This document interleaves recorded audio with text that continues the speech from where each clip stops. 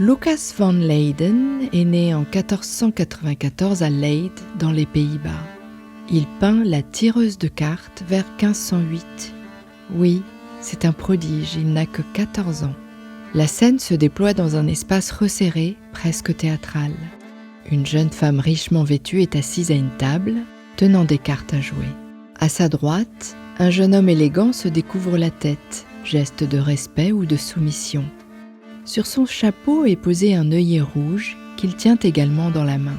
Parmi le groupe compact qui se tient derrière eux, au centre, un homme coiffé d'un bonnet lève une coupe de vin. Tout se joue dans les regards, les gestes et les objets.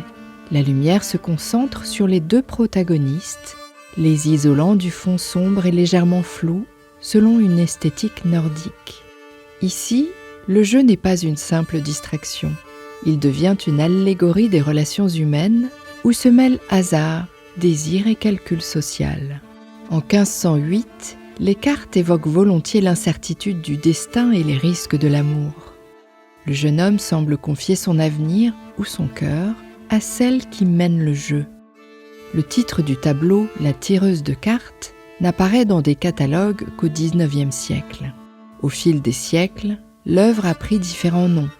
La demande en mariage, la devineresse, révélant l'incertitude même de son sujet et la richesse de ses lectures possibles, voire impossibles. Certains historiens y lisent une critique morale.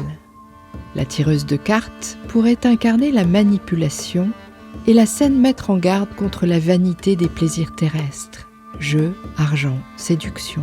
D'autres y voient une variation profane de la parabole du fils prodigue, gaspillant sa fortune dans les tavernes et les amours illusoires. La coupe de vin, l'œillet, symbole d'amour et d'engagement, rappelle combien l'ivresse et le désir peuvent conduire à la perte de la raison. L'ambiguïté est soigneusement construite. La femme porte une croix bien visible, signe de respectabilité et de piété, tandis que son décolleté introduit une tension érotique. Van Leyden joue avec les apparences, opposant vertu affichée et possible duplicité, et invite le spectateur à douter de ce qu'il voit. Par son réalisme minutieux et la profondeur psychologique de ses figures, la tireuse de cartes dépasse la scène de genre.